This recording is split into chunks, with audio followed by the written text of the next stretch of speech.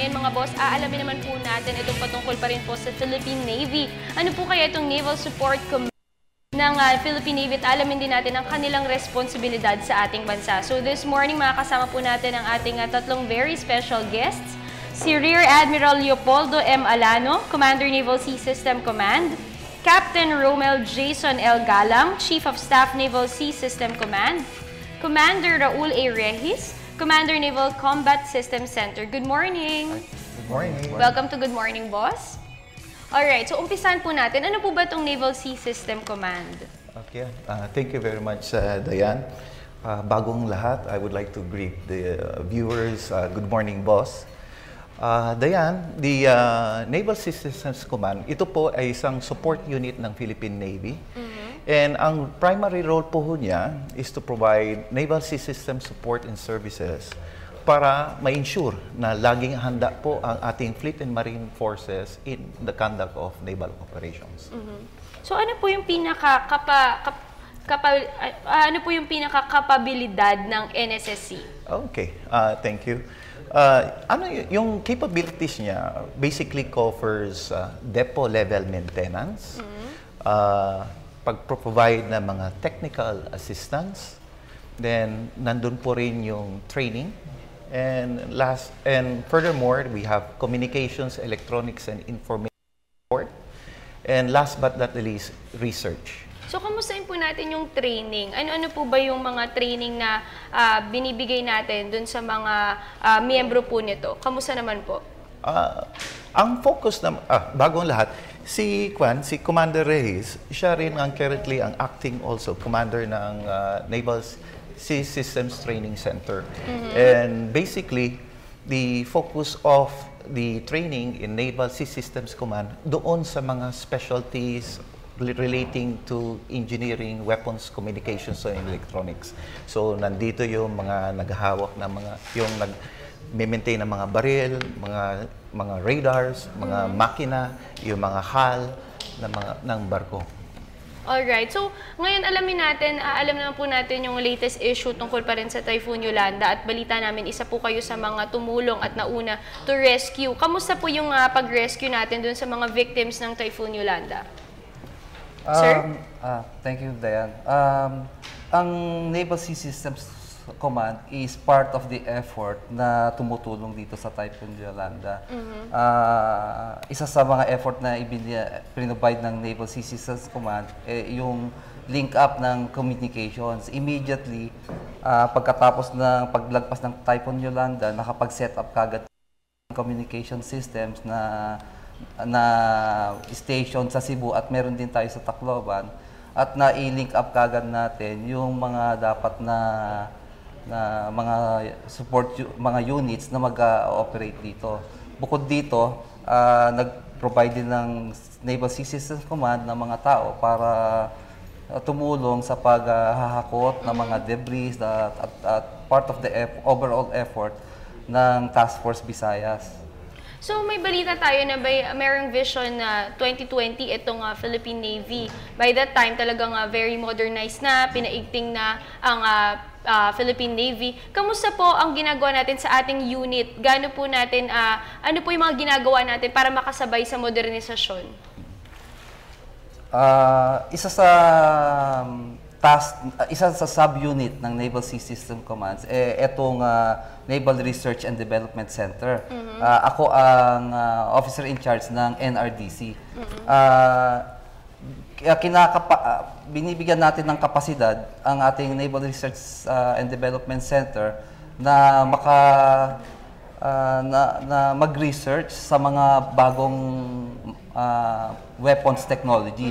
Pag sinabi nating new weapons technology, ibig sabihin nito bago sa kapabilidad ng Philippine Navy, ng hukbong dagat ng Pilipinas. So, nire-research natin dito kung ano ang naaangkop na weapons systems technology na pwede nating ilagay sa ating mga barko.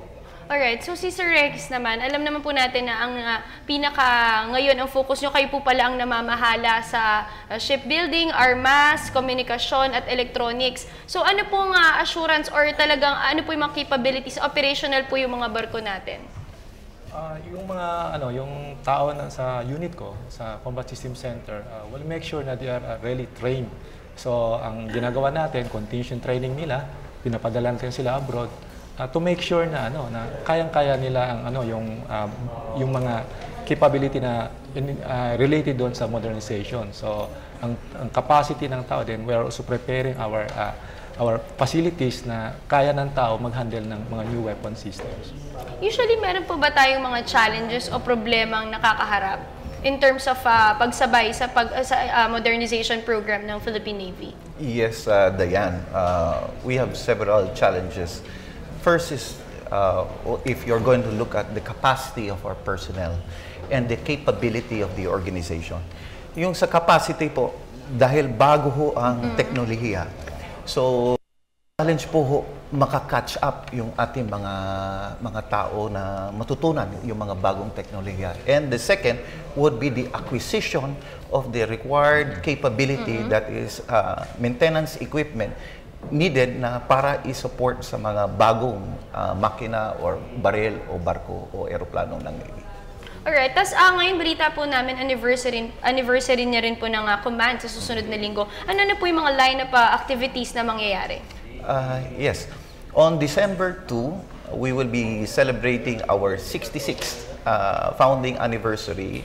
That was since we take our reference from the offshore patrol when it was reactivated in 1947. So, and one of the activities of this anniversary celebration is the recognition of yung mga tao natin at saka units that help the organization accomplish its mission. At the same time, its report of what it intends to be in the future. So, do you have any special guests or ano po yung mga mangyari? Meron ba tang special na pupunta po sa ating event? Yes, Diane. Ang aming principal presiding officer ay si no other than the flag officer in command, Vice Admiral Jose Luis Alano po. So ano pa po ba dapat namin i-expect sa inyong unit or ano po para sa modernization program nga ng Philippine Navy? So, yes, we expect that we will be in the forefront in providing the technical expertise in the acquisition of these new systems, coming from the research, requirement determination, acquisition, sustainment, and then eventually its disposal. Alright, happy anniversary po sa inyong unit. And of course, you have any last message starting from you, sir? Yes, thank you, Diane. First message is, ini-invite po namin yung mga gusto pumasok sa Navy na mga electrical engineer, electronics, or marine engineer na pwede ho kayo mag-apply sa amin at saka tulungan kami in our mission.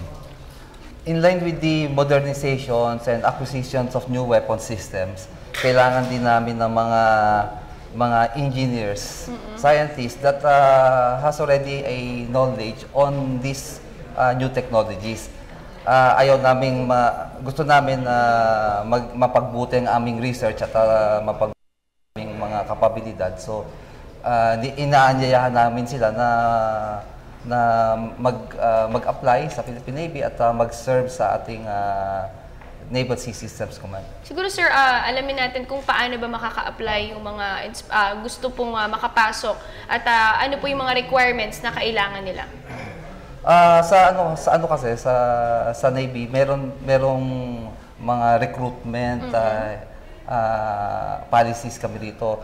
Ang isang basic na kailangan natin sa ating mga official is a college graduate. Yes. Pero sa amin kasi sa Naval Sea Systems Command, particular kami sa mga courses like for example the electronics and communication engineers, mechanical engineers, electrical engineers, and kumukuha rin kami ng Bachelor of Science, mga physicists, and mga chemists. So ito yung mga linya ng mga official na gusto naming makuha. Siguro they could just visit your website, Website, to know meron more kaming information kung paano sila dun sa mga gustong mag-apply. Alright, thank you. Sa unit ko po naman ay sa combat system ay in charge po kami sa maintenance and repair ng mga radars.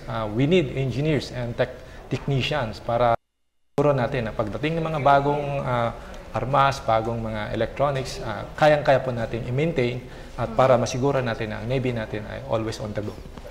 And can I add also, Diane, we also need the support of the industries. Sali po kayo sa mga biddings po namin in our search to get the most complying and lowest bid in our projects. Paano po ba sila makakakuha ng information about it? May website po ba sila na kailangan Yes. puntahan? So, siguro maaari nating invite yung viewers natin to check out your website.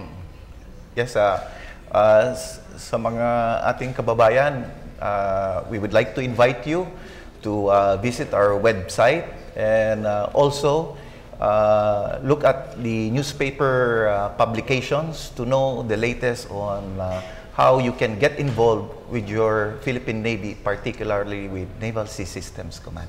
All right, thank you so much for joining us this morning. That was Rear Admiral Leopoldo M. Alano, Captain Romel Jason L. Galang, and Commander Raul Rehis. Maraming salamat po sa inyo, mabuhay po kayo, at sana patuloy niyo pa pong matulungan at lalo po tayo makatulong at maka-inspire sa ating mga kababayan. So, thank you so much.